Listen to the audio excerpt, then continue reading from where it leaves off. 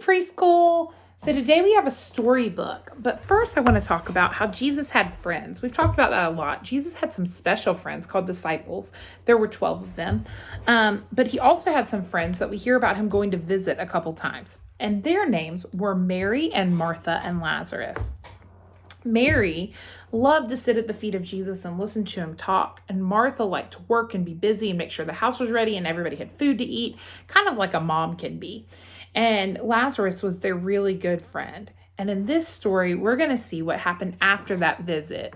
Right towards the end of Jesus's ministry on earth before he went to the cross is where this book takes place. And we're going to see how Jesus changed everything in the life of Mary and Martha and Lazarus. The goodbye to goodbyes.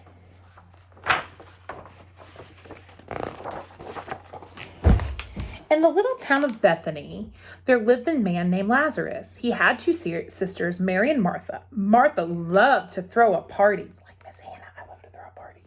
Mary loved to sit and listen. Lazarus loved his two sisters, and they were all friends with a man named Jesus.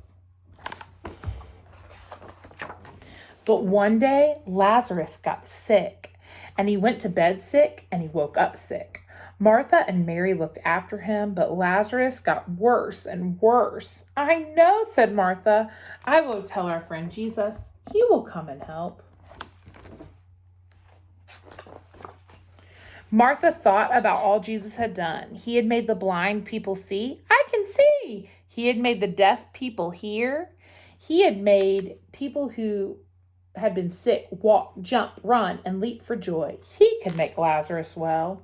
So she and Mary sent a message to Jesus. "Lord Jesus, our brother Lazarus, the friend that you love, is sick. Come quickly." It took 2 days for Martha's message to reach Jesus. And when Jesus heard his friend was very, very sick, he did nothing. Did nothing? That's right. He didn't ride the first donkey to Bethany. He didn't run until his sides hurt. For 2 whole days, he stayed right where he was. Why? Why would Jesus do that when his friend was sick?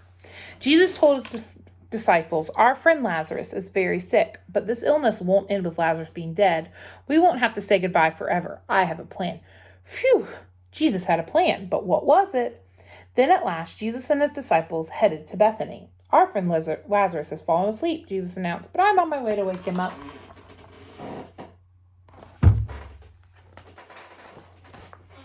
The disciples looked at each other. Did they hear him right? Lazarus was sleeping? Couldn't Mary and Martha wake him up? Jesus knew their questions. He looked at them and said, "Lazarus has died." "Dead? How could this be? Didn't Jesus say Lazarus would not die? Didn't he say they wouldn't have to say goodbye forever? What had happened to his plan?" Every step to Bethany felt heavier and heavier. Their hearts sank deeper and deeper. They were sad that their friend had died. They didn't even get a chance to say goodbye. 4 days after Lazarus had died, Jesus and his disciples finally arrived. Martha came running to meet them. Her face was sad. Her eyes were red.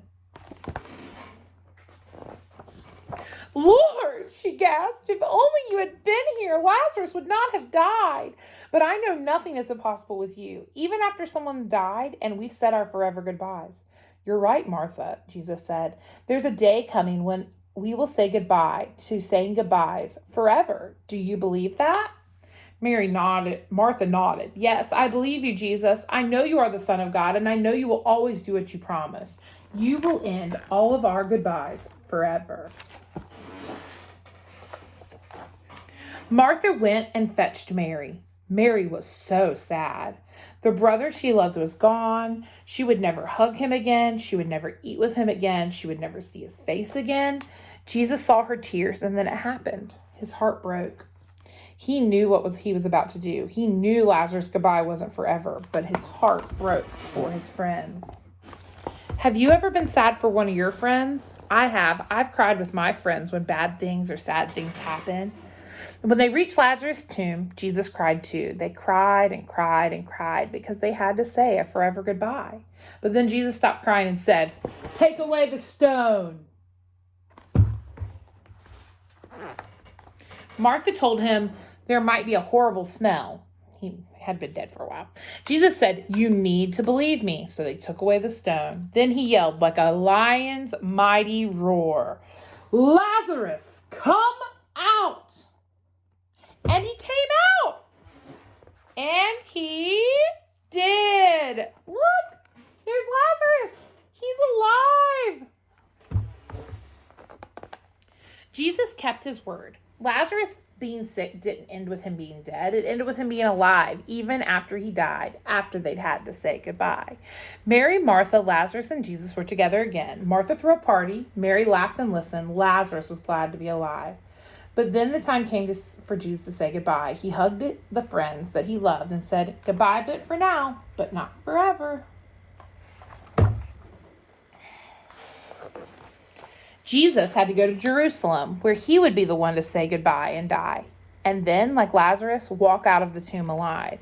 And after that, Jesus said goodbye again because he was going back to heaven. It was sad for Jesus' friends to say goodbye, but they would see him again in the land that lay after dying, in the land where there were no more goodbyes, not ever. We all have to say goodbye sometimes. Some of them are short goodbyes, and some of them are long. Sometimes a friend of Jesus who we love gets sick and we're sad. Sometimes because they die, we have to say goodbye. It feels like a forever goodbye. Jesus knows it's sad to say goodbye, so Jesus came to end goodbyes.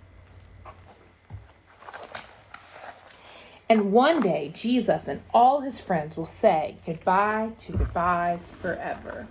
And that's the good news. Someday, we and all the people who choose to follow after Jesus will get to love him and serve him and be with him in a real place called heaven and not have to be separated from him anymore, and we'll never have to say goodbye again. Boys and girls, I hope you have a wonderful 4th of July weekend. I love you guys. Talk to you soon.